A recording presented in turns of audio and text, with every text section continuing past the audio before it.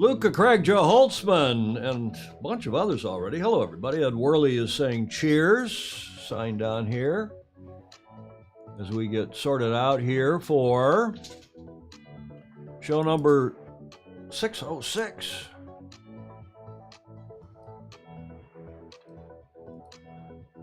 Peter Taylor in New York City, Gordon Smith in Denmark, Clayton Embley in Bourbon Country,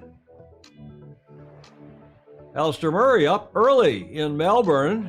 They're gone on daylight. They're going off daylight time, so they're an hour earlier now. What time is it? Sydney, it's 0600. I think the same in Melbourne. Joe Cool, I am on time for once. Welcome, Joe. Joe Holtzman in snowy Colorado, Estes, Colorado. We are about to get this one off the dock, courtesy of Portage Yacht Club, my home club in Pinckney, Michigan.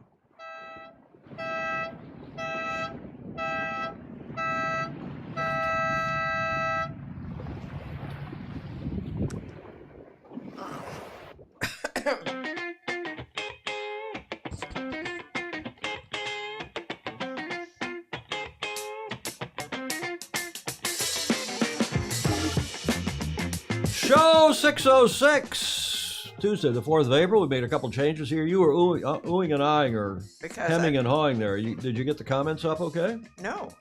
Well, you got to click on that lower left thing. It's a new software that they put up. Well, you'll get it. You can see Julie beavering away there on her computer. And we've opened the window up, the blinds up here for a change. In fact, everything is open here right out of I see the cameras hunting a little bit for focus, but we'll deal with that. So it's changed things here in the studio a little bit, but I think it's going to work pretty well. Give us some more natural light in here, and again, we can look outside on what is a beautiful day here in San Francisco. It's chilly, but the breeze has dropped. It was so bloody windy here yesterday. It was giving people headaches. I kid you not. Hey, thanks to Andrew Pindar, who was our guest last Friday. A terrific show, as usual, and we have one of the Andrews on, Andrew Pindar, or Mr. Dr. Andrew McIrvin, but it was Pindar's turn, and Andrew filled us in on a lot of different stuff, cool stuff, and we really appreciate him coming on for that show on Friday. And I hope you all had a nice way I ran this on Friday's show, an April Fool's Day on Saturday. What's that guy saying? Don't worry, we will not sink. I'm making holes in the boat. All the water will move out. Anybody play any April Fool's jokes on you? No. I know there was nothing in Scuttlebutt, nothing on Sailing Anarchy. A lot of people normally play some April Fool's jokes, but not this time. Not that I saw anyway. What's the Julie Aaron's checking in? Hi, everyone. Cleveland is lovely today. Everything on Friday was wonderful. Yeah, it was a good show, Julie. Thanks. Stingray says he loves the window open. You know, Stingray, the only thing I've got to do now is to shut that so the autofocus, which is on, I'll fix that. David Pricey is on. It's an early opener for us here down under Racing Australian Women's Challenge, Australian Youth Challenge headquarters in Sydney, where it is earlier now because they did go off daylight time, as we mentioned at the top of the show. And what was the big event today, Julia? And this was no April Fool's joke. Oh, not Trump. Not Trump? Nah. You mentioned it here when you got down. The big deal of the day is... Oh, Finland. Finland being accepted into NATO. And it sounds like Sweden is not far behind. I hope this doesn't further rub the current situation between Russia and Ukraine and the West further. But it may. We'll see. Hopefully not. But that is the big deal, I think, today in the world. Not so much the Trump indictment. That's just a circus. I mean, excuse me, that's just a circus, sideshow here in New York. He's already been indicted, no mugshot, but not being released, no handcuffs. In fact, there may not even been a mugshot. May have just, read the 34 charges against him. This thing is gonna be a bunch of hoo-ha. You were gonna say? I don't know. Okay. You know what day it is today? There's your first and only clue. Oh, carrots? Carrots. I said in the show notes, I said it's an international something orange day, or normally orange, and I said not Trump. Trump, even he puts whatever that strange makeup that he puts on. It is International Carrot Day, and I kid you not, there is an International Carrot Day, and today is the day. Mm-hmm. And why this happens is beyond me, but I love carrots. I know Julie is not real fond of them, but International Carrot Day is celebrated on April 4th of every year. There is a sailing connection. We'll get to that. International Carrot Day is celebrated by all carrot lovers to cherish their, I don't know if it's their favorite vegetable. It's one of my favorite vegetables. Carrot is a root vegetable found mostly in orange color, although it does come in other colors, purple and white, and I'm not sure what else. It is believed to be originated from Persia and was initially cultivated for its leaves and seeds, not the taproot, not the root, which of course is the orange part. Normally orange part is considered to be edible, although the greens are sometimes eaten. Carrots contain alpha and beta-carotene and also have the right amount of vitamin K and vitamin B6, yada, yada, yada, yada. And I have read, and I didn't have time to call Andrew McIrvin and confirm this, but I have read, Julia, Yes. that the whole thing about carrots being great for your eyes, there's some minor truth to it because of the vitamin A and does help your eyes and the carotenes, alpha and beta carotene. Yes. But apparently during World War II, to confuse the Germans, I kid you not, I read this, to confuse the Germans, they were, because they had radar. The Brits did. The Brits had radar.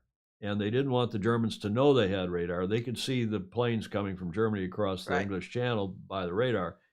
And when they started having great success with shooting down the planes, that is the Brits shooting down the Germans, they said, oh, well, it's because our pilots are taking carrots. And apparently that then sprung into this whole thing about why carrots are so good for your eyes. And it's a lot of baloney. It's malarkey. But believed enough to be pursued. Well, I got to talk to McIrvin about this and see what's really, if carrots are really good for your eyes or not. Probably but that's healthy. Well, it's a little bit. They're somewhat good for you, and there's vitamin K and vitamin B6 and stuff. So only April Fools in Washington D.C. Rick Banner wrote. I wonder who he's talking about.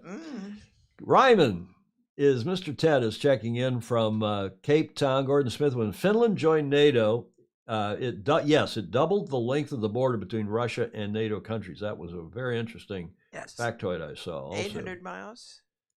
I don't know, but it doubled the border, because what was the border before? Poland and something else. J. Frederick Bland, whose nickname I learned today is Boomer. Finland has single-handedly defeated the Russian army fears. Stingray saying about Trump, who's not real fond of Mr. Trump, President Trump. You just have to wonder what's going through Stormy's Daniel's head today. Yeah, no mugshot, no cops. Thanks, Paul Homchick, confirming that. Bugs Bunny Day, Wingrove is saying in Tampa, Florida.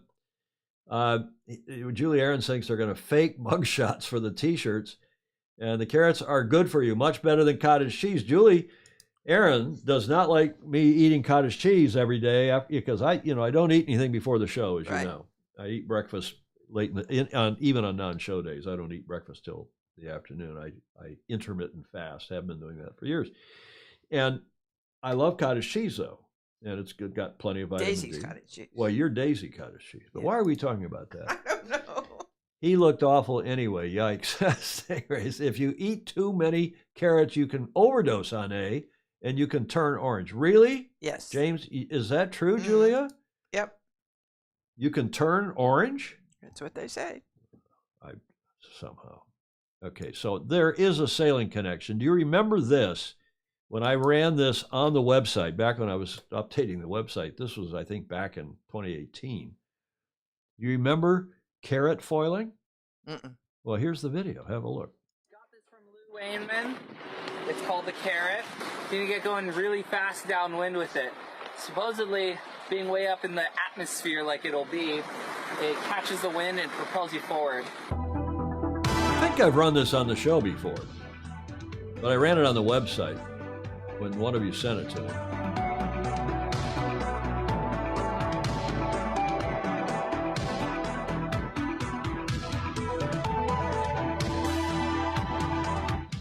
Basically, the idea of the carrot is it catches just enough wind to help assist me going downwind faster.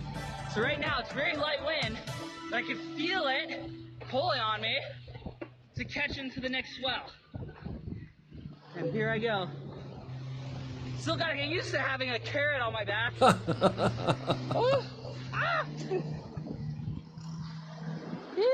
This is not an April Fool's joke, but you have to ask, is carrot foiling going to be the new Olympic discipline, Julia? Kenny Saban is here. Hello, Ken, in Toledo, Ohio. Groover is saying, my mom was drinking a gallon of carrot juice a day as a cancer therapy, and she definitely turned orange.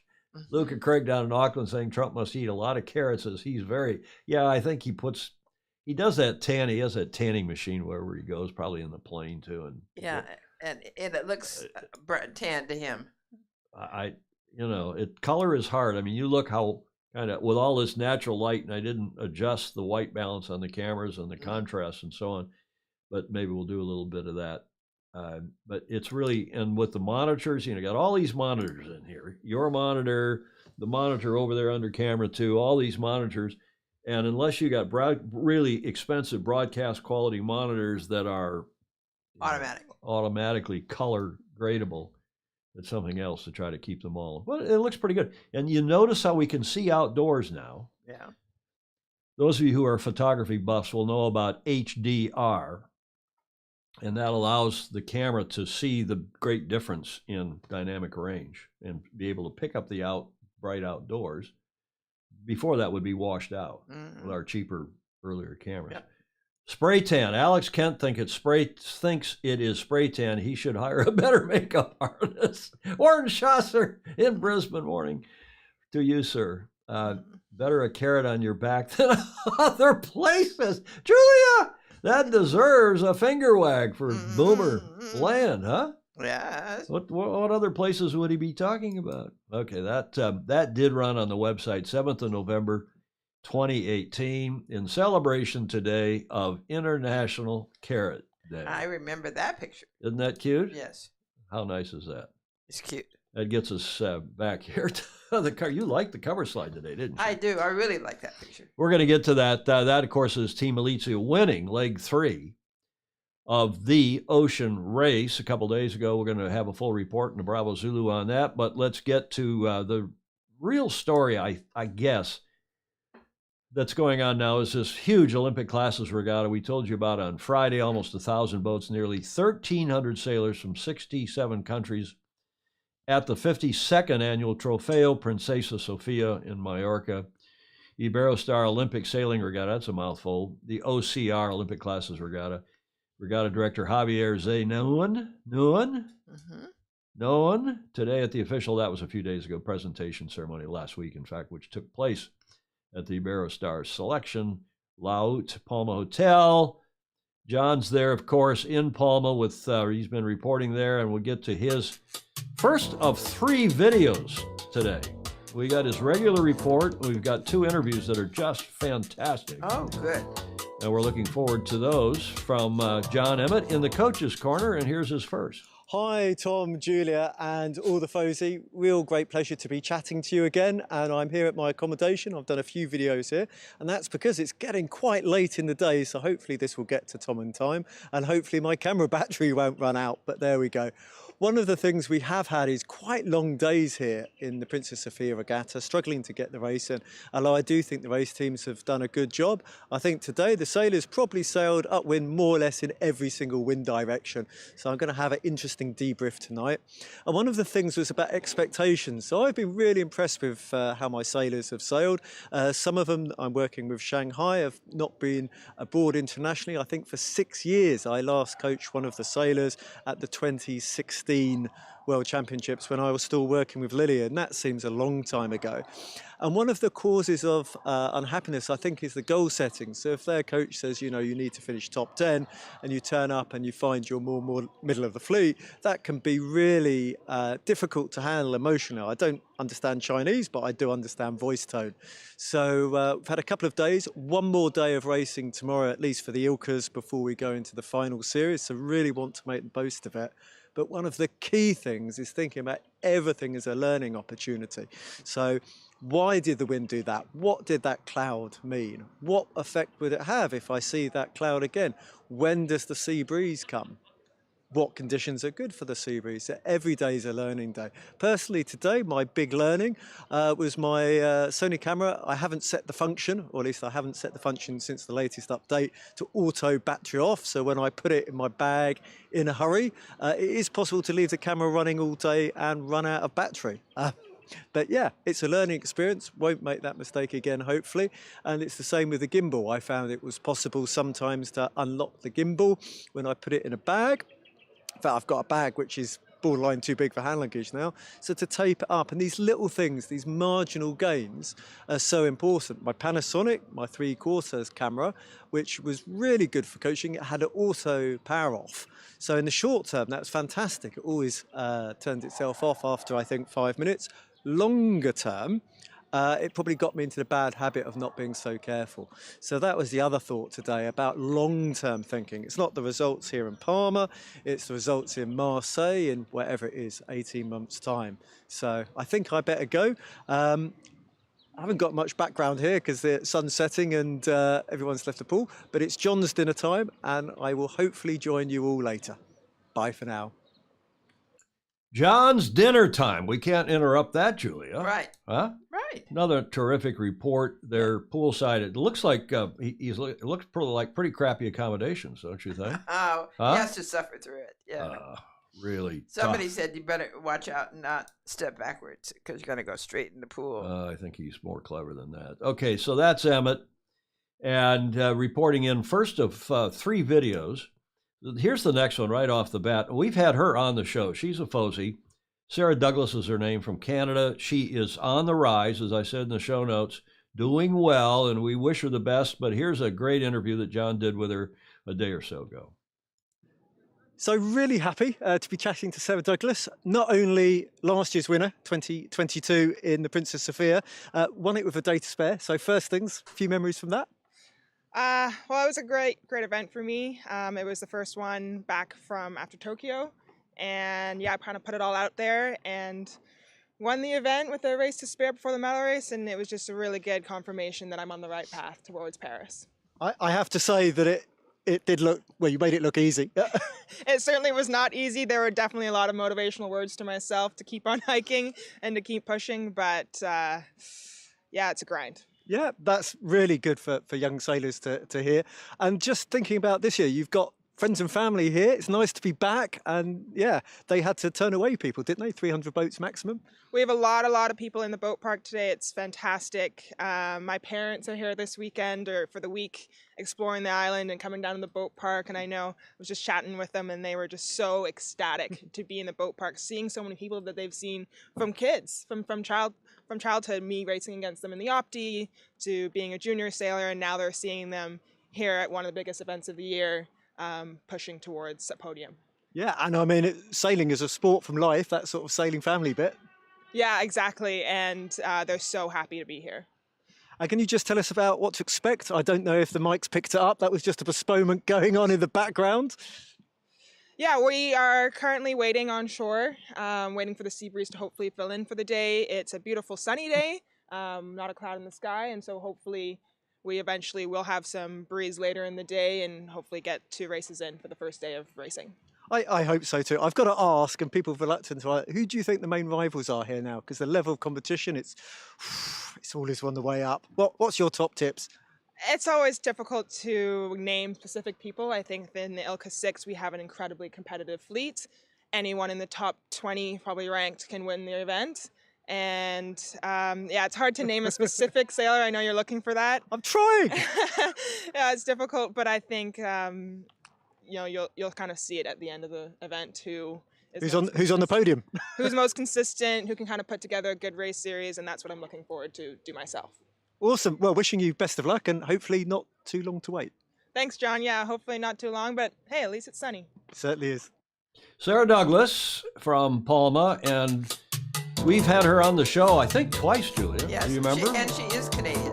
She is Canadian, and she is doing very well, continues to do better and better. We're delighted to follow her career and hopefully get her on the show again. I hope she has a good regatta.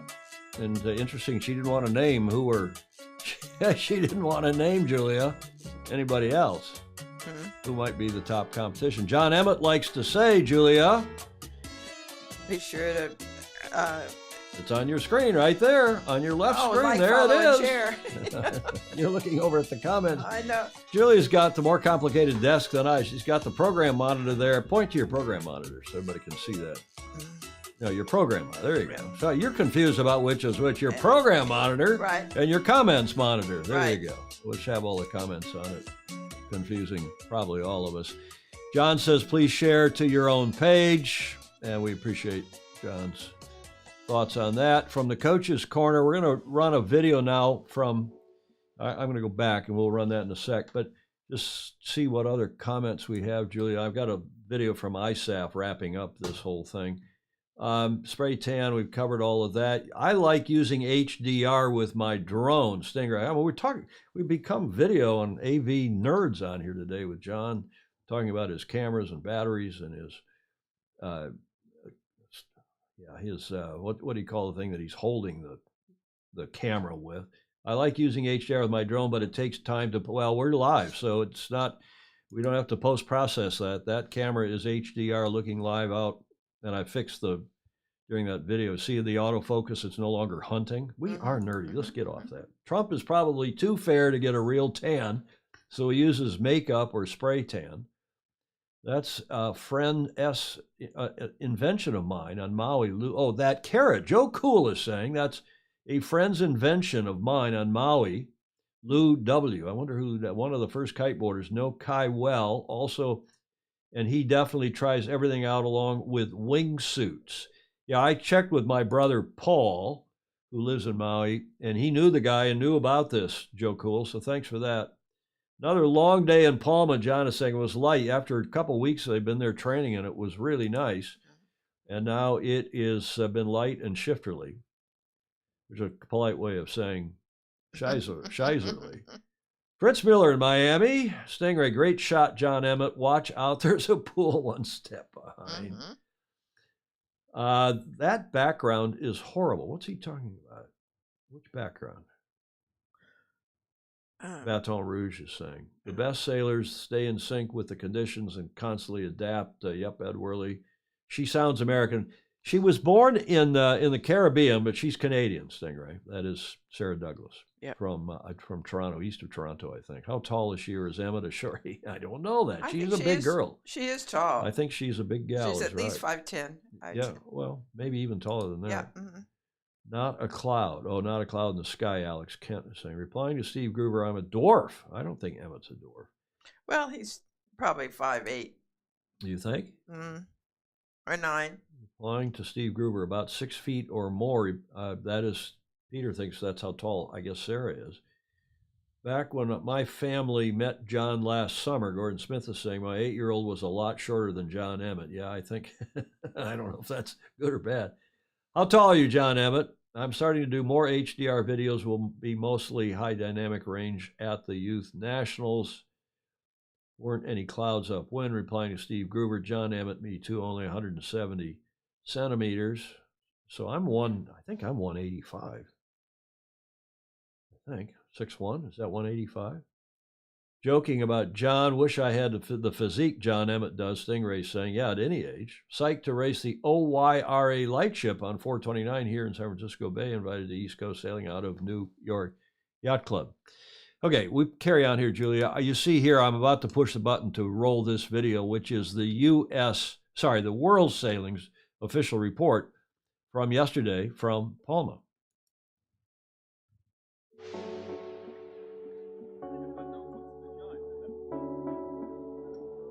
Blue skies did battle with stormy rain clouds over the Bay of Palma for the first day of competition at the Princess Sophia Trophy.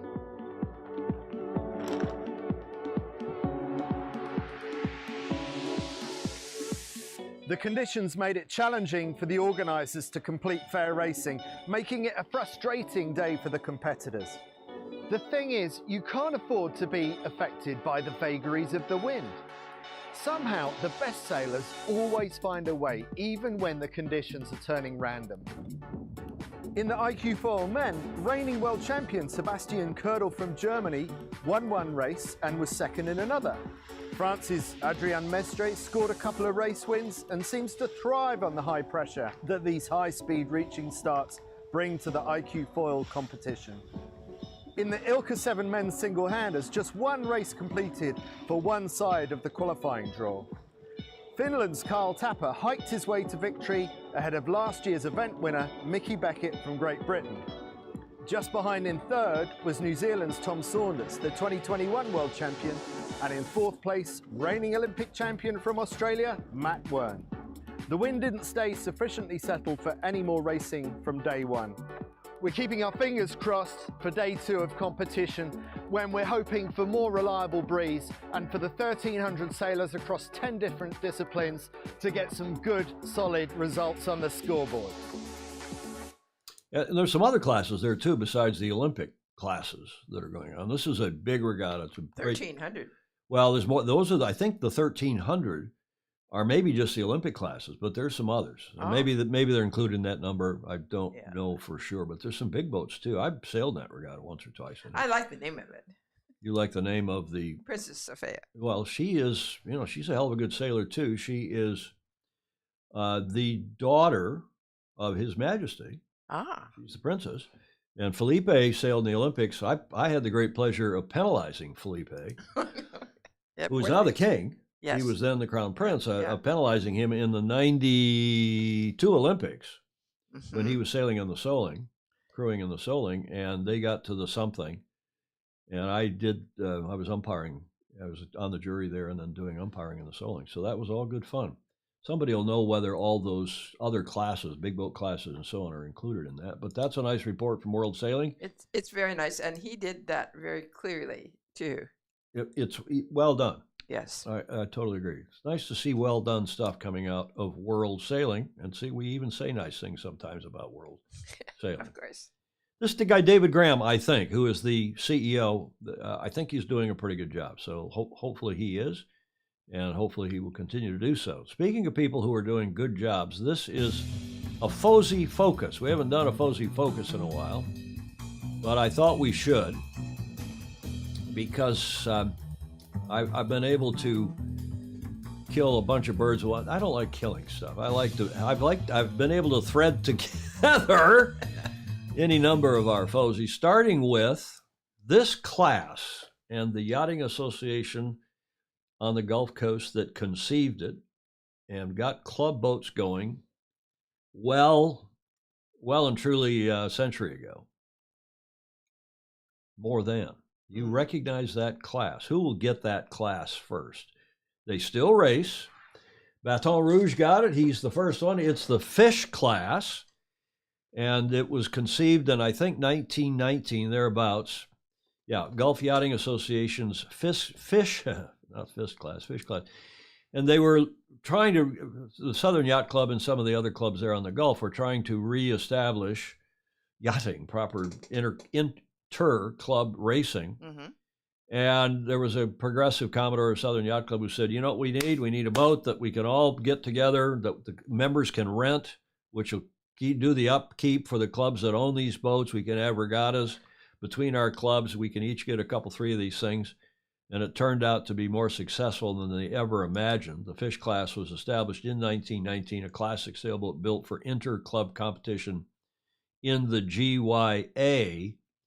Just a quick bit of history. When they started, this is from their history page, obviously, of the Fish Class website, there were perhaps 10 active skippers. In 2 years, the count was approximately 80. And in 7 years, this is back in the 1920s, there were among the clubs over 300 fish class boats. And additionally important, many of our women folks, mothers, daughters, and other sons, yachting was a living sport again, and this on the Gulf Coast. And they still, as I said, they still race these at, among other clubs, the Buccaneer Yacht Club, to which we are going to go now. But since then, they've replaced the fish class then with the Flying Scot class, And now they've got an RS. They've got another boat that's like, somebody will remind me of the class that they're now using as their club boat. They still have the Flying Scots between all these clubs, but they're cool clubs. The GYA, which extends, I think, from New Orleans all the way around to Tampa, doesn't it? Viper 640, Baton Rouge is saying, thank you.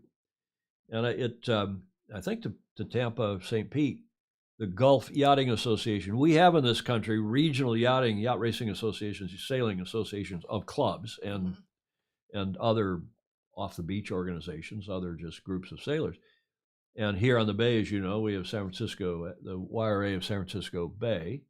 And these clubs have been great for the sport, coordinating the sports on the various bodies of water, Lake Ontario, Lake Erie, and even inland parts of the country. I'm sure it's true in other. You have state organizations in Australia. You have, I don't know what, in the UK, but Buccaneer Yacht Club, we're now going to switch to. It's this club established in 1928. It's the oldest continuous, they say, not the oldest club, but the oldest continuous club in Alabama. Everybody likes to have a little credit. And it's formally abbreviated. You see me using BUC, Buck Yacht Club, because there's a lot of BYCs. And there's actually another Buccaneer Yacht Club. You know where the other Buccaneer Yacht Club in this country is?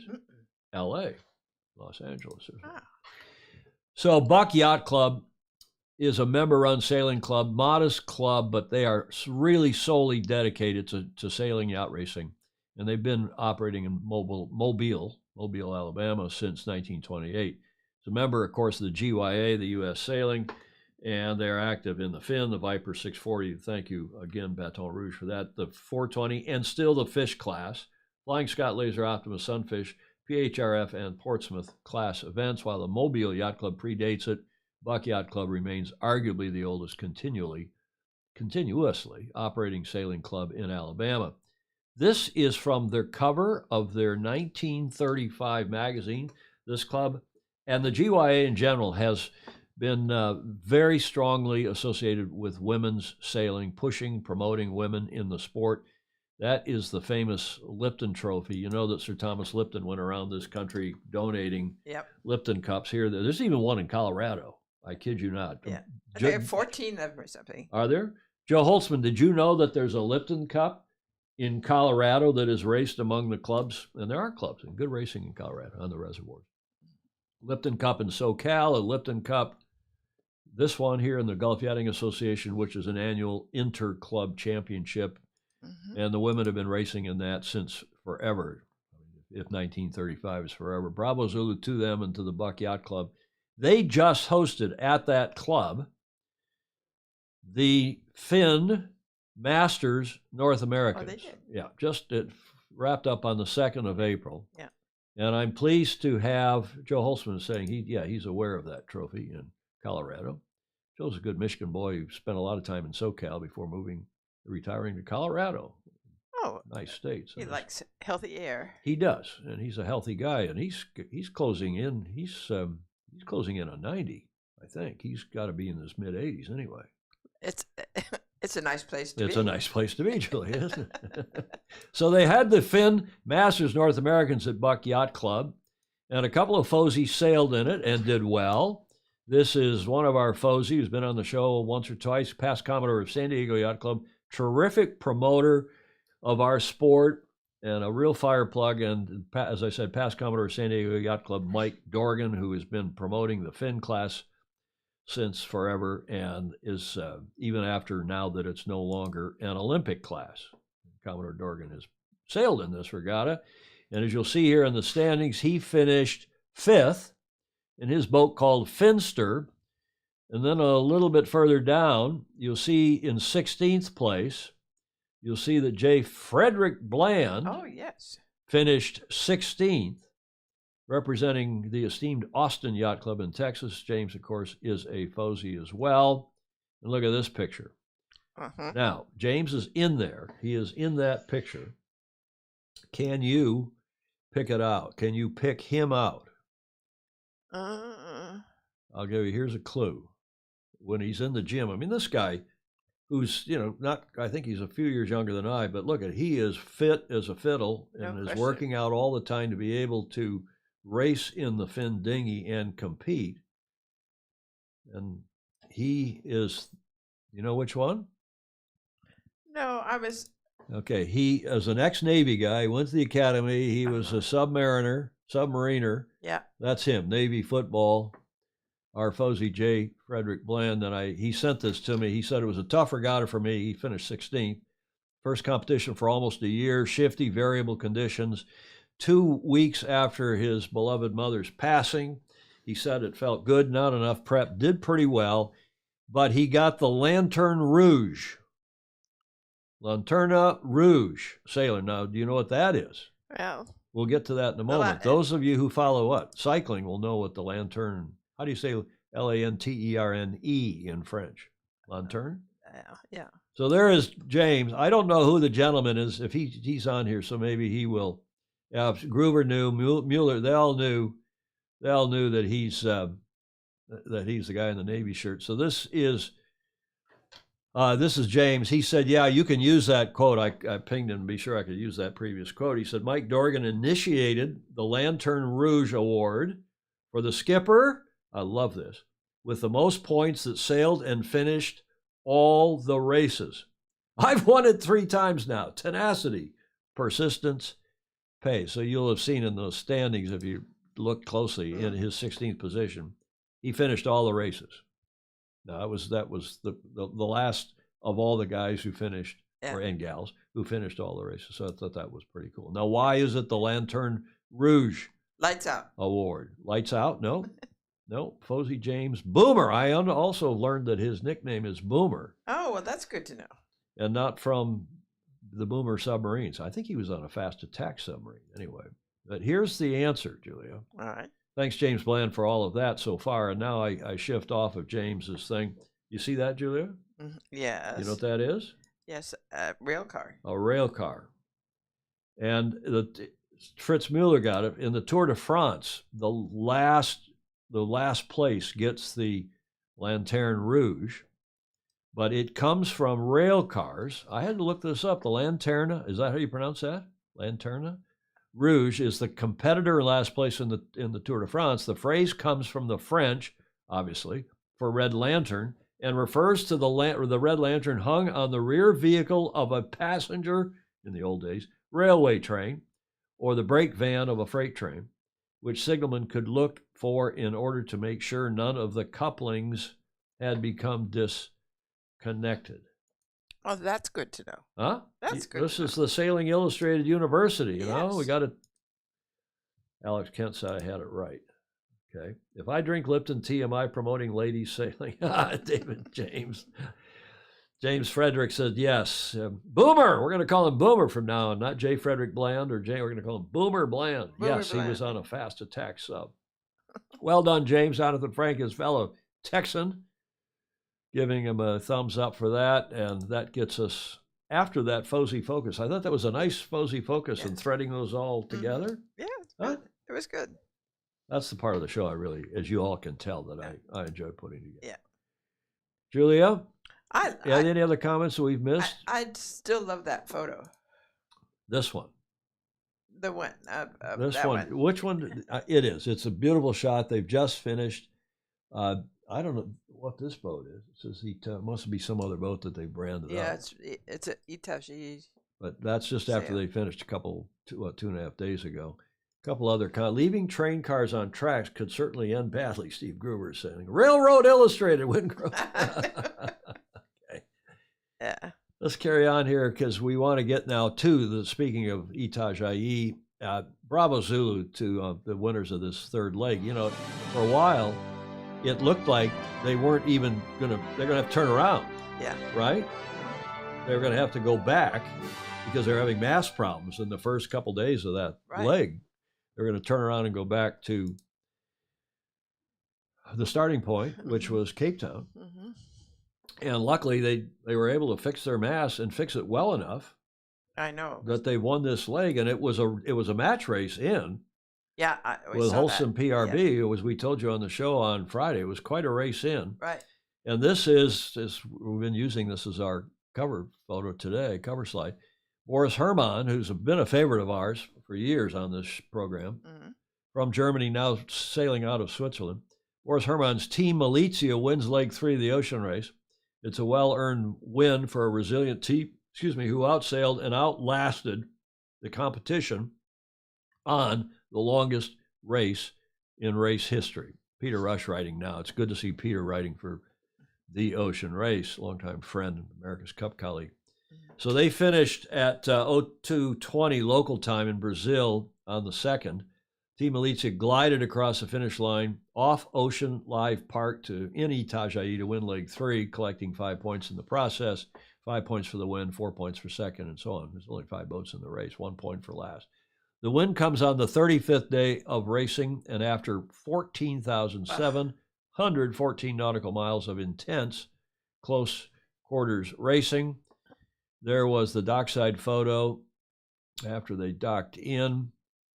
Winning, quote, this is a quote from Boris, quote, winning this leg is an unreal moment. It's taking time to realize what we have achieved, that the dream is coming true, unquote, said an elated Boris Herrmann shortly after the finish.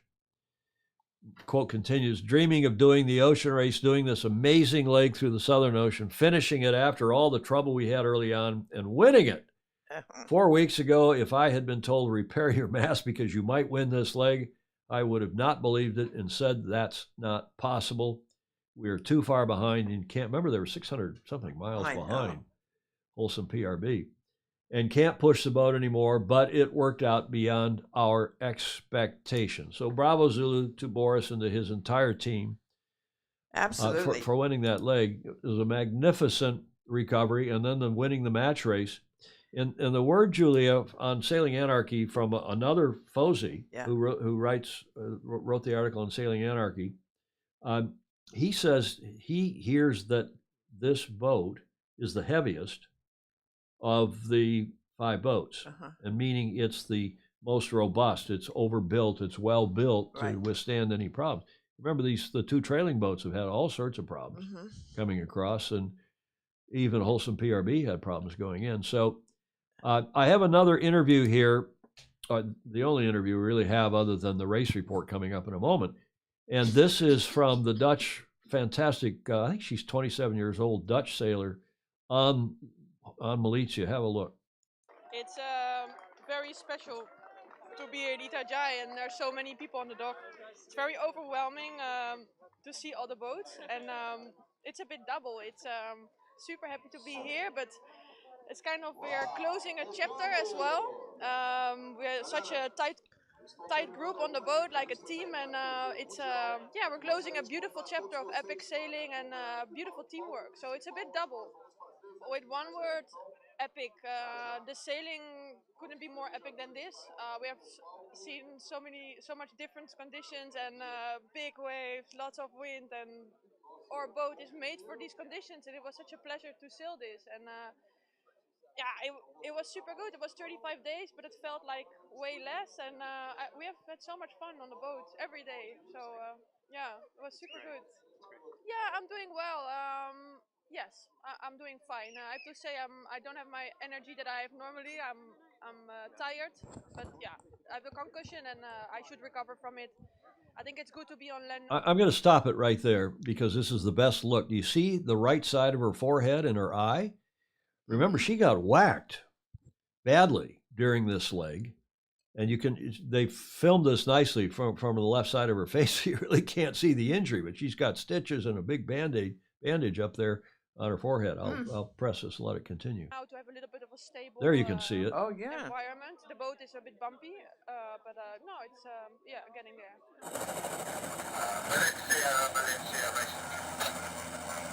Yeah, go ahead, race control. Your finish is recorded. Congratulations. Great, thank you very much, Bill. We'll see you in the dock. Cheers.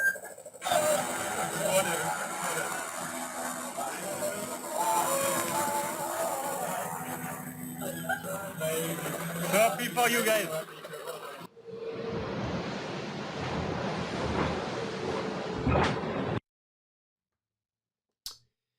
Okay.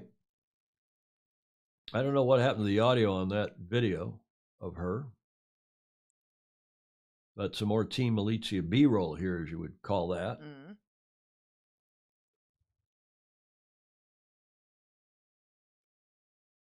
Okay, enough of that.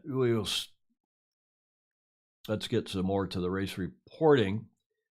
This is Wholesome PRB, who, as you know, finished second, about 5 hours behind. They've completed it in 34 days, 22 hours instead of 17 hours and change.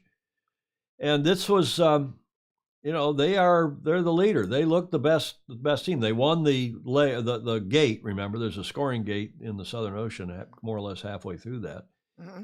And they are standing in second place now. Nice congratulations between the two skippers after Wholesome PRB also got to the dock. And they retain the overall lead with strong leg 3 performance. Leg 3 for win for Team Malizia pulls them up to second place on the leaderboards. Speaking of which, here's the regular champagne spray. I'm getting tired of this. Formula One does this nicely, and now everybody else emulates it. So here we go. Here's the leaderboard. Wholesome PRB now have won 3 of the 4 legs, if you count leg 3 scoring gate as a leg. So they're up 19 points, 5 points over Team Malizia. 11th Hour Racing has slipped to 10 points and Biotherm 8. And of course, Guillot Environment, Team Europe, down there on, you can't really see, it's 2 points. If I go turn the downstream keyer off, you can see that. Turn that back on. So here is the race report. Now, we'll go fast forward because that was called, that's a couple days old now, but here's the live. And let's see if it's, updated. Live updated tracker. 11th Hour Racing is 281 miles back. I'll turn the downstream keyer off again. 281 miles back, and 292 miles back is Biotherm. They're 11 nautical miles behind. As they're going to finish probably not today. They're only going 14 knots. So they're still 14 times 5. 14 times 10 is 140, so they're about 20 hours away, it looks like. If they're going to slow down a bit as they get in closer. It's still amazing how close they've been. Well, exactly. And this now is a match race between third and fourth. Right. It's not as close as the other two were, but it may close up. We shall see what happens here going forward. But there's only 11 nautical miles as between the two of them. Now, here's the race report from today.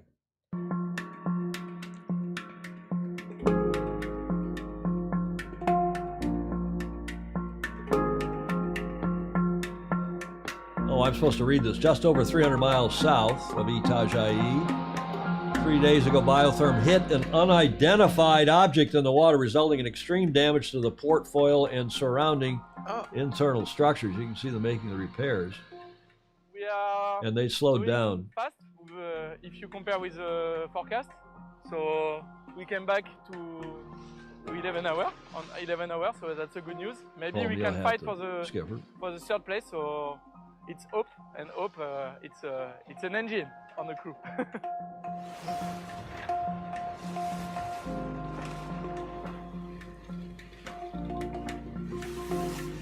Both teams will be mindful of the repair days that will be lost. They are using the light conditions to coordinate a plan. This was meant to be the longest stopover period for work, and obviously we're still at sea, so there's a few days less than originally planned.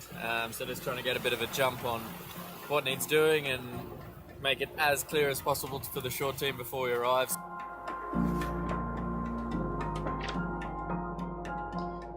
Now the boats are sailing in light winds, but it is expected to build over the next 24 hours. Unfortunately, the wind will come from the north, so it's going to be a beat. And that is today's race report from the Ocean Race. And here's Clark Chapin's famously good slide from this morning. You can see them. They are neck and neck, closing in on the finish. And just a few miles. In fact, I'm looking again at the tracker. the live tracker, and biotherm has gained 7/10 of a nautical mile, 7/10 of a mile in the last hour. So anything can happen in this light shifterly going as they close in the last, 24 hours or so, 20 to 36 hours, I suppose. So not many boats. A lot of people are not wild about this race compared to the way it used to be, but bravo Zulu to these 4 teams, at least, who've had extraordinarily cool and close racing. And we want to thank Clark Chapin for, again, sending along the graphs that are interesting. Don't sail near Charlie. He has 0 luck. Steve Gruber's saying. Charlie Enright, the skipper of 11th Hour Racing. Yeah, the VMC velocity made to the course is even lower. Yeah, they're back here. Let's see. Alistair Murray makes a great point. Rosalind has such a positive attitude. Super coach John Emmett would approve. Mm-hmm. Gruber saying, I think at Tajayi to Newport, Rhode Island, you get to do the math. That's how long the next leg is, and that's where that 5,700 miles comes from that Alan Long is reporting. Any other comments I missed? John Lamberts Van Buren. They couldn't have done it. John's, of course, from the Netherlands, as is that she's just a super sailor. Couldn't have done it, Rosalind, without a cloggy on board. John Lamberts Van Buren is saying, and we'll press on to other historic. I mean, it's an historic day for that race, I guess, having that long leg and having such close racing. It is. And they've weathered many kinds of storms. Well, they have, and thank goodness they've all gotten around there safely. The last time around, we lost a famously good sailor over there on the other side of South America. Are you clicking on and watching the tracker between shows? Are you compelled to do that, or not so interested? Serious question. I mean, It depends on what else is going on. Well, that's true. I do check in on it, but it's not so compelling. Yeah. Well, that's true. And there's no, if you don't have a boat from your country in it, it's not as compelling. But you like that image. I do. I do too. And their drone shots and the production gets better and better. The videos that they're sending out, I like what they're doing. Look at what a beautiful day it is. Hardly a cloud in the sky, Julia. Yep. I also find interesting that the lady interview said, Rosalind said, it went so fast. Yeah. I'll bet you there were times when she wasn't thinking it had gone that fast. Joe Cool, it's a great race as any. Like to have at least 5 on the starting line. Close racing is cool just as much. Yeah. Remember how close it was last time going into Newport, Rhode Island for the ocean race. We'll see if it's anywhere near as close when we go up to see Brad Reed at Sail Newport. This day in history, you know what happened? I've got 2 of these actually for today. Okay. You know what happened on one for the 4th and one for the 5th, since you all down under are already on the 5th. What happened on this day in history, Julia? On the 4th of April, 1975. Recent. Now I should be able to think about that. I was just graduating college.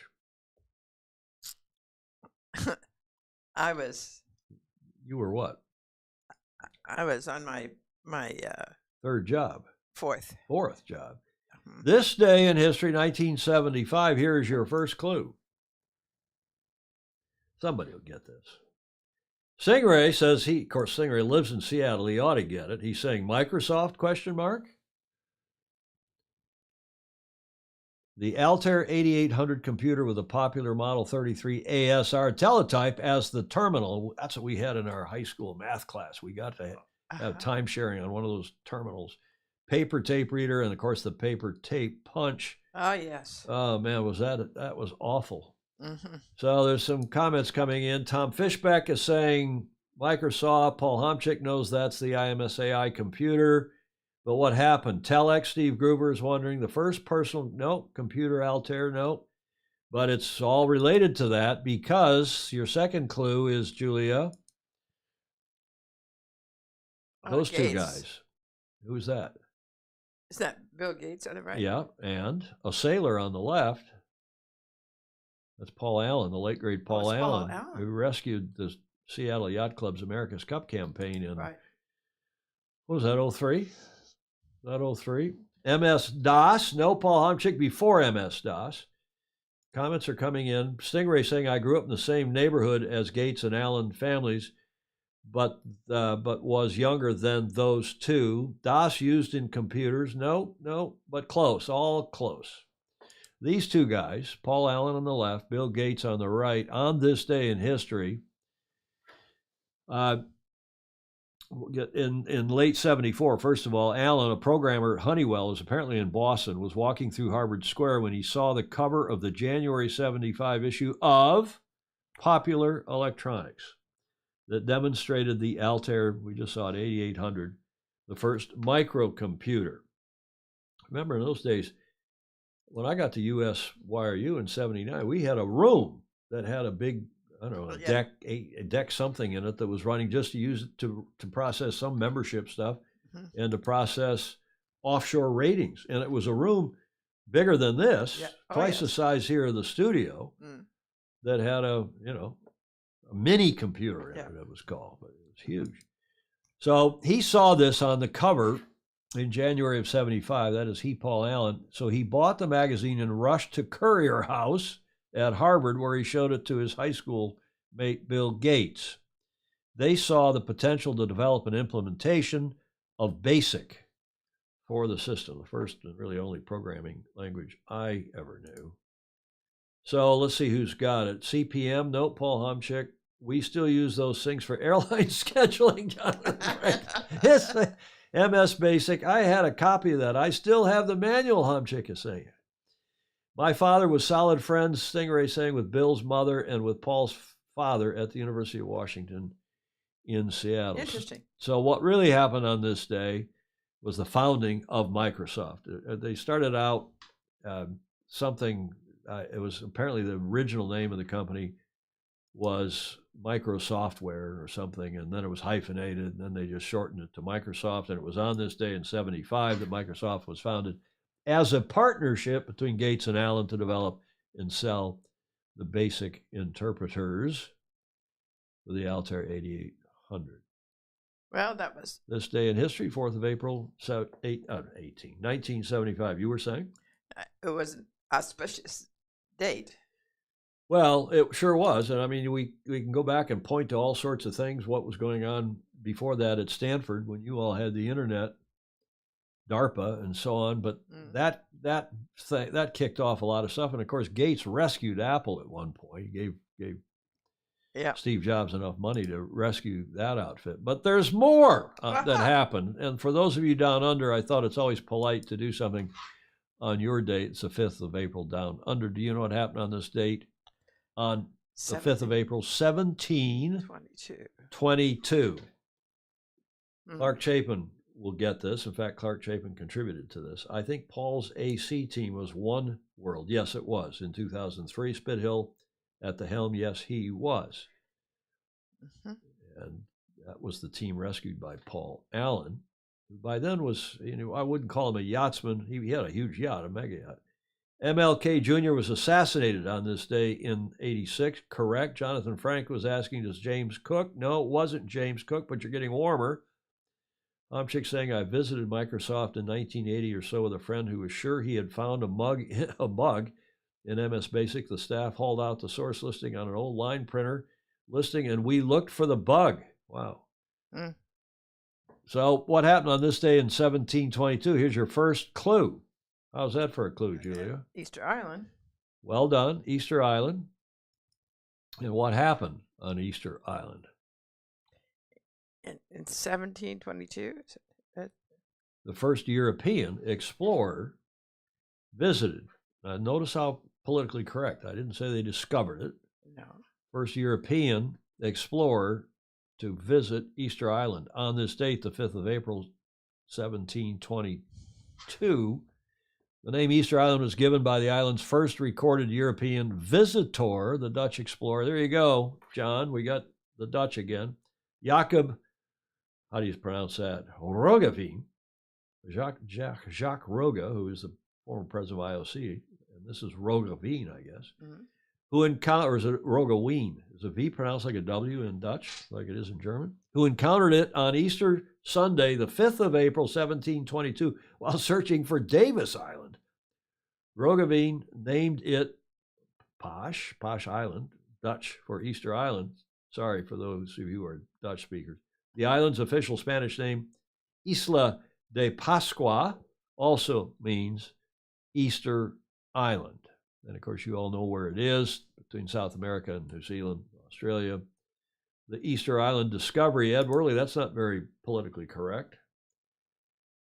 But it was the first, you've got it right, it was the first European visitor, Easter Island. Now, I ask you for extra credit, who owns, what country is Easter Island affiliated with? Is it Argentina, Australia, Chile, or New Zealand? Chile. You think? Are you sure? No, I think so, though. What do the other Fozy think? John Lambert's Van Buren saying, of course, Cloggy's rule. What a great show this is. Keep it coming. Yes. No, the Dutch don't own Easter Island, even though it was discovered, or the first European there was. Peter Taylor says it was Chile. He agrees with you. We love the Dutch. And you know where the word yacht comes from? Mm-hmm. It's a Dutch word, yes, meaning small pleasure craft. We've said that on the show before, right? Yes. See, John, we're going to keep the Dutch coming the whole time. Alan Long says Chile. Greg Phillips, are you all sure? They're all saying Chile. Well, here's your clue, your final clue. Yes, it is Chile. Yacht, J-A-C-H-T. How do you pronounce that, John? It is a Chilean county, actually. It's affiliated with Valparaiso, actually. So that's what happened on this date in 1722. But wait, there's more. Less than a year later, this happened. It's another Dutch colony, Tier Dion. We got all the Dutch on here. Less than a year later, and this was April Fool's Day in 1773, the discovery of Keister Island. Is that correct or Crutonic? Oh, I'd have to say Keister, but that's probably. And what does Keister mean? Your bum. Your bum, that's right. Keister, the discovery of Keister Island on April 1st, okay, it's a joke, obviously. Thanks to Clark Chapin, who sent that in this morning. They eat too many carrots on Easter Island. They turned orange. I don't know. Stingray. There was an interesting comment up here. Stingray almost went to work. You know, Stingray could fund this show forever if he had. I was the 10th guy who interviewed for a job there, but I turned it down to continue my computer science degree at UW, which is University of Washington. Dumb move in retrospect, but MS was crappy. Microsoft was crappy back then. Homchick says it's Keister, K-E-I-S-T-E-R. Yes. Is it a German word, Julia? Yep. Keister? Mm. Okay, thanks for that. God, smart people on here. I'll tell my graphics department.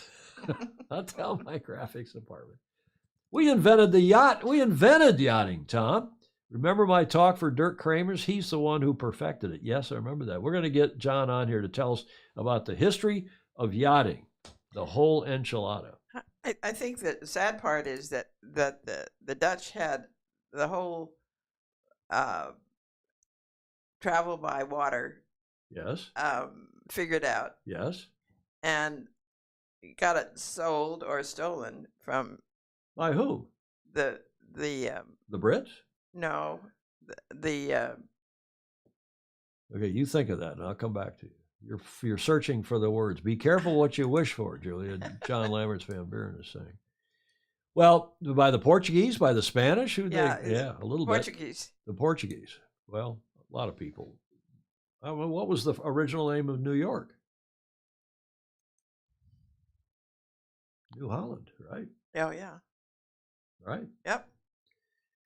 Okay, here we go. For the America's Cup, there's some cool videos and photos. The photos first from our good friend Richard Gladwell, who wrote another great story a couple days ago on sail-world.com. Cup Spy, he calls himself, for April 3rd. Kiwis, New Amsterdam was the original name of New York. Thank you, Tierra Dion. Kiwis are impressive in big breeze, and that indeed is true. Look at these photos that Richard himself took. He's done amazingly well with his camera. he's a really good photographer as well as writer. Emirates Team New Zealand, he says, put in a solid training session on the Waitemata Harbor in the inner Hauraki Gulf today, a couple days ago, in offshore winds of 20 to 25 knots and gusting to just under 30. In fact, Richard ran a chart of the wind so that nobody wouldn't believe it. But you can see from the surface of the water in the video I'm about to show you. Aside from issues finally hoisting the AC-75's mainsail and jib, which are difficult when there's no wind, at the start of the session, requiring a crew member to go aloft, the session lasted 3 hours with little downtime other than to apparently make power crew changes. Look at this photo. You can tell from the surface of that water. Great stuff. Yep. The 2021 America's Cup champion has been redeveloped, that's that yacht, to comply with version 2 of the AC-75 class rule, the current version, which will be used for the 2024 Cup. Today, this a couple days ago again, was day 7 of testing, or the 6th sailing day for the AC-75, the winner from last time. To date, the New Zealand team have proceeded carefully with commissioning of the test boat, which in theory could defend the America's Cup in Barcelona. That is this same boat. However, today, caution seemed to be thrown to the wind with conditions that were at the top end and beyond for America's Cup racing. So I think this is very impressive indeed. And again, nice photos. Look at that. Just a fabulous photo in here.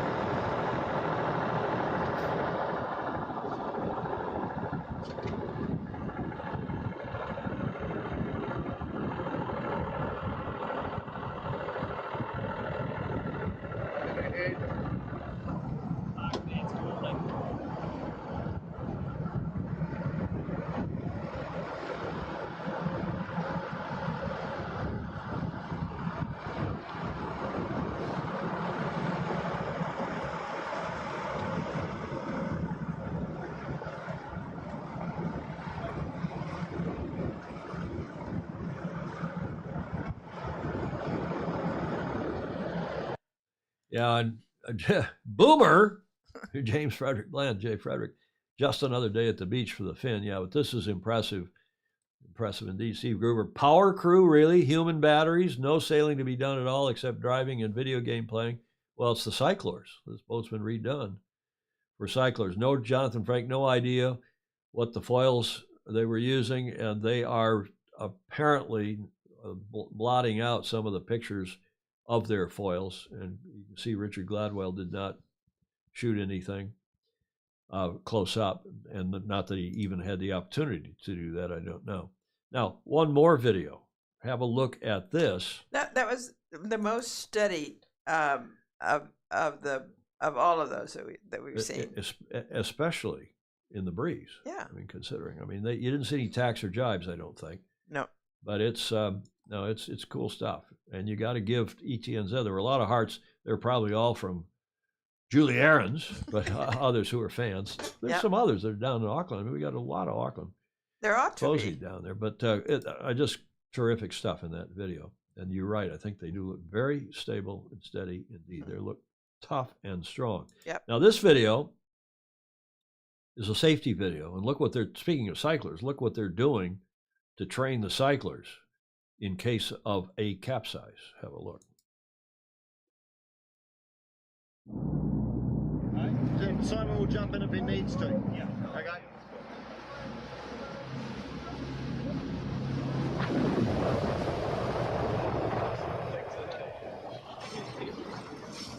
Perfect. We're just running these guys through capsize procedure, so we're dipping them in the water. They can practice releasing from the pedals and, you know, using the spare air and just getting comfortable having a bit of water around them. Never nice sort of being trapped in a sinking ship as you go down, feeling the water come up, so it's nice to sort of get that all sorted here in a nice safe environment before we go out test it for real. You know that I'm in safe hands if Simon's the one coming to rescue me. You're pretty much just ripping his foot out of the shoe, eh? Yeah. Not trying to open the shoe up. I'm twisting it. I think it's just a matter of just doing it a few times and trying to relax, I guess, in the situation. Whatever you need to do if your feet are trapped, you know the scenario. So it's not going to be the last time we use it. I think we just keep going through the different scenarios and try and nail it.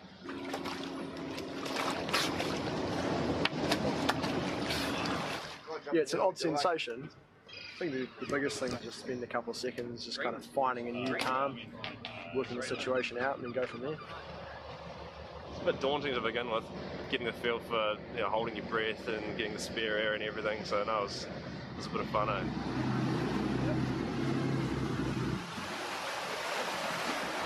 Even if you are kind of ready for it, you still get pretty excited as it's going down. All happens reasonably fast when your heart rate's a bit elevated. That was good. It's really nice to be able to release yourself or have someone else release you. What do you think of that?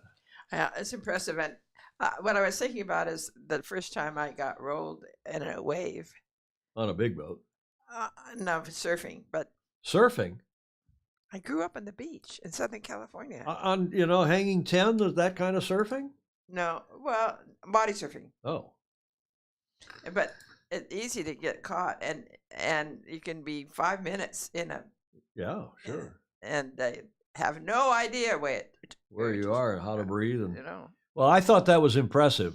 It was. Impressive video. And obviously all the teams are doing similar things, or will be, especially now that they've seen that video. I hope they will be. Yeah. Good practice. Don Lunabos is saying the dragging part of that drill seems important. Yes. That'll teach them to try to cycle on water, Gruber's saying. You're not allowed to test new foils on AC-75 V1s, but you can make above water changes, including the rig and the weight and the cockpits, as we've seen. Okay, thank you for that, Stingray.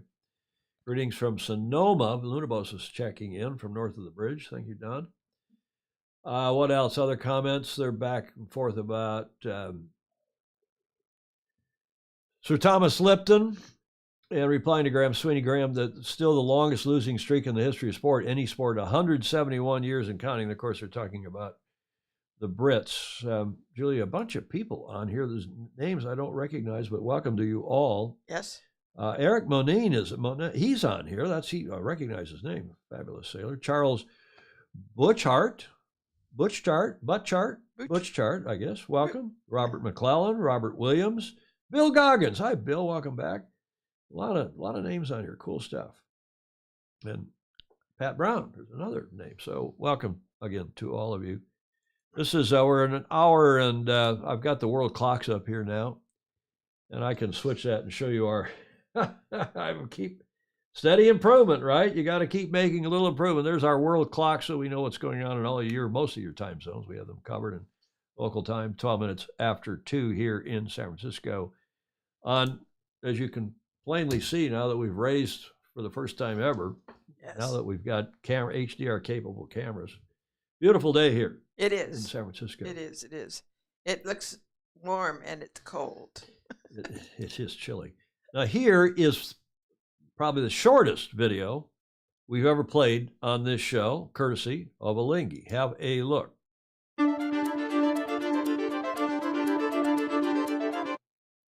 4 seconds. Now, is that cool? I thought that was really cool. It is. Huh? Yeah. You didn't like it? I thought it was cool. Well, it is cool. I'm going to play it again. It's so cool, I'm going to play it again. It's the team is... It's obviously their sailing team. Right, yeah. Because, and the name of the caption of the video was something, it takes water for the cup or something. I can't remember. But my favorite photo, I ran this on my Facebook page. You got the new and the old there. Not the real old, but the mid-century modern, the sunfish from the 60s in the last century. And I think they had something, Bill Wingrove will know, something going on there in Pensacola. The Sunfish North Americans or the qualifiers for I don't know what was going on in the background there as American Magic obviously training in Pensacola. And it is thanks Steve Gruber. That was the headline of that. It is a water sport after all, and I didn't know if that was a play on words that was going to require a finger wag from Julia. It is a water sport after all. Right. We'll ask you what J. Frederick Bland can explain that. I just love the photo and the sunfish in the back. Wingrove was saying it was the Sunfish Midwinters in Pensacola, a class that I used to sail in a lot. There was a bit of film about that. About what? those midwinters. There was? Mm-hmm. I don't think so. Go ahead. Goggins is on here now. Bill Goggins, who's senior serious guy with Harkin, he is saying you need a. So now I got to have a Pewaukee clock. Okay, Bill, just for you, we're going to put a Chicago, or I'll put Pewaukee. I will put Pewaukee on there in place of New York. That's more important than New York. Central Time Zone, north of Chicago, Pewaukee, Wisconsin. We'll add that clock, won't we, Julia? Of course you will. Pan Am trials were going on somewhere. Baton Rouge was saying, wasn't that part of the same event? I am feeling cheated for not getting a finger wag earlier, for asking what may be going through Sorry's head today. Julia, wag a finger at Stingray before I switch your camera here. Oh. Huh? Oh. Right, there you go. I think whatever's going through today is not the first time it's gone through. I'm sure you're right. World on Water is checking in. From Oz, from Australia. Nice to see you, sir. In 2003, the Kiwis, Gruber saying, were always out sailing in big breeze while the Challenger stayed home, but I suspect not in full race mode. When they had to race in breeze in the Cup, they exploded. Yeah, I don't know. It looks impressive to me. It looks impressive. I'm jealous. It could have been Texans. Bob Walker. Hi, Bob. Julia? Sir? I like that picture from Pensacola, which gets us to the last leg, the final leg of today's. And I'm going to run on the final leg another one of John's videos, because this one came in just before we went to air. And rather than running a bunch of his videos in a row, I thought I'd stick this one here at the end of the show. Mm-hmm. And he is interviewing a very cool guy from Brazil. I haven't met the guy, I know of him, but have a look and a listen to this vid from John. So a slightly unusual background. Great pleasure to be joined by Bruno, top sailor, top coach. I actually thought you were sailing at this regatta, but tell us about yourself. Hello guys, nice to speak with you, John. Actually, I'm doing sailing, but I'm coaching too, to pay the bills, sailing to keep doing my lifestyle. So I heard you never stop. We don't stop. So yes, keep looking forward to see Paris 2024 and see what happens. Yeah, well, it's so nice to bump into your accommodation. It's really nice at these venues, which they just feel full of sailors. But what are your goals at the moment? Because you're doing at least 2 different jobs, which is, it's full on. Yes, actually, I was not expecting to move on as a coach. Then the Chinese team, you know better than me, I had this invitation and they said, okay, let's do it for Paris. And I was like a fight with Robert. I was in the campaign, but then I moved forward. But life put me in a situation that I can coach some people, do some money. And I love my lifestyle, I love sailing, I love coach. And because I keep doing my fitness, sometimes when I jump the boat, I still can do well. Oh, come on, you can always do well. I was going to ask you a leading question, which you prefer, but I don't think you're going to answer it. We prefer sailing, you know. That was quick. But 43 years old, family, daughter, we need to pay the bills, and the situation in Brazil to support is not so good. And yes, I'm trying to keep me alive on the game and to keep and I find a situation that I can do money as a coach and keep sailing. Well, we're really happy to have you here. Who are you coaching? I have like an international team. I have like a South American team, one Brazilian, Pedro, another Pedro from Puerto Rico, Kike from El Salvador, he's Olympian, and Matias from Ecuador. Wow, big squad. Well, wishing you guys the best of luck. You can probably tell from the setting sun, it's getting quite late, hence why we're back at the accommodation. Yeah, people just came from the race, long day on the water. Yeah, time to rest a bit. Have a good rest. See you tomorrow. See you. Bye-bye. Another really cool video from John with a... very charming guy. Yeah, he's from Brazil, and you know how, Julia, how I like Brazilians. I do. Yeah, the culture is just wonderful. I've had fun down there with the Brazilian Grand Prix in Sao Paulo and sailing down there in Búzios and a couple of, well, I guess Búzios is the only place I've sailed. But his name is Bruno Fontes, Fontes, and apparently you heard him mention Robert. That's Robert Scheidt, who's been his arch rival on the water for many years. Yeah. And obviously a fabulous sailor. And it sounds like he's got quite, as John said, quite a squad of sailors, especially South Americans. Yes, that's great. Which is nice to see that they can gather up and they'll assume they'll be doing a lot together, and they'll be. Well, exactly. They're training together, and they've got one coach, so they're splitting the costs, and he's making a living and so on. Which gets us, speaking of making a living, gets us to the finish line. This nice photo, as courtesy of Bill Wingrove, as always. We like to thank him for that. And the J24 Midwinters from a couple of years ago now, Davis Island, just a year ago, Davis Island Yacht Club, and Whiskey Tango Foxtrot. Only a couple, and they're clean, Julie. You don't have to use your finger today. I'll be disappointed. Or you can give these contributors a finger for them not being very. They're clean. Okay. I'll quit coffee. It won't. I think this was in honor of us the other day when we had too much in our Irish when on St. Patrick's Day. I'll quit coffee. It won't be easy drinking my Bailey's straight, but I'll get used to it.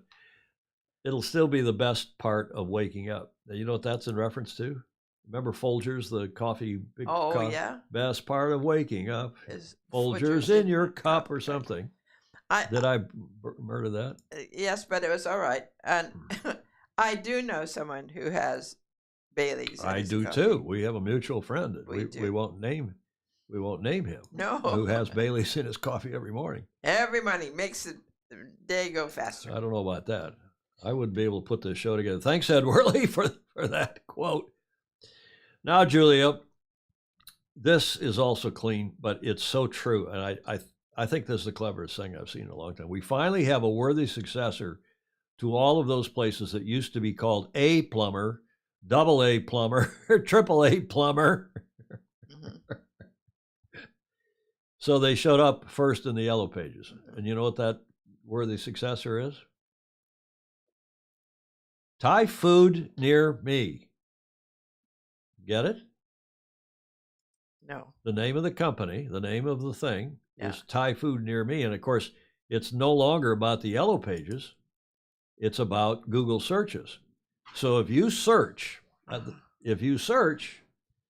on Google or some other search engine for Thai food near me, this is going to pop up. Really? Yeah, because the name of the store is, the name of the restaurant is Thai food near me. Yeah. It'll be the first one to pop up. Uh-huh. I guess. I don't know. Don Lunabos. We'll ask Stingray if that's true. Baton Rouge says, yes, it's clever. I thought it was clever. Stingray says, I still drink Folgers. You know, I think, what's the other big one besides Folgers? The cheap coffee that you're drinking right now. Maxwell House. Maxwell House. I think we drink Maxwell House here in the Beach Street Yacht Club. And that's because, we're making cold coffee. I make iced coffee here. I make a pot of iced coffee every few days. And you can make good iced coffee from a lot of stuff. I'm not enough of a coffee nerd to do that. So I just get the cheap coffee, make it real strong because you're going to dilute it with ice and maybe a splash of milk and stuff. Folgers in your cup with, whatever. Well, I drank Folgers for a long time. A double capful of Captain Morgan in my first cup in the morning, Bob Walker is saying, and Bob's getting on. That's that's one of those things where you see those articles about longevity, and it's always clickbait to get you to go look at something, and then they're selling ads, and it's 1 week it's eat more carrots, the next week is eat fewer carrots on International Carrot Day. Yeah. A capful of Captain Morgan in my first cup in the morning. Gordon Smith, Thai food near me is genius. I thought it was too. Okay, Julia, one program announcement here. I'll move ahead. I should thank Martha Peterson. You know Martha. Yes, indeed. For that one. So you can do your thing. Yes. Repeat. This is a great opportunity to like, follow, and share, especially with your friends who like international news, and say there's lots of it around here, and join it, you get even more. Indeed. And we appreciate all of that very much. And comments are welcome, as we always like to say, even in replay. And if you will join us on Patreon, become a patron, patreon.com/join/ Sailing Illustrated and give us $1 or $2 or $5 a month. And Fritz Mueller, thank you very much for your recent contribution. He sent us a check, and that was really very helpful. In fact, I was able to pay the internet bill this month because of because of Fritz. Good. A program note: while we're thanking all those who gave us audio, video, and images for today's show, this coming Friday, for those of you we were going to run a separate Beach Street Yacht Club AGM, which is, what day is the annual meeting? April Fool's Day. So that was last Saturday. But I thought rather than doing that, we will take 5 minutes of Friday's show, since so many people on here are also members of Beach Street Yacht Club, and we will have our AGM on Friday's show. Oh, the business meeting? The business meeting, you as the Commodore, I as the chairman conduct it, but you make all the decisions as the Commodore. We'll show people how a proper yacht club conducts its AGM, its annual general meeting. Okay, on Friday? Absolutely. We'll do that during the show on Friday. Julie, any final thoughts? No. I'm delighted to see summer approaching. Well, it is. It's a gorgeous day, and there's not too much wind. So thanks, everyone. Have a good day. Have a good evening. Thanks to Erd de Jong and all the other Dutch. Jeff Waller was on here. I saw him. Always fun listening to you guys. See you this Friday, Ken Saban is saying. And Emmett as well. John, enjoy your rest of your evening. He's probably going to bed. What time is it in UTC? In Barcelona, it's 23:26, so it's almost midnight there. Thanks, everybody. Hope you have a great rest of your week. Hope to see you on Friday. Thanks for tuning in today. And in the meantime, if you can, sail fast, sail safe, have fun. Ciao for now.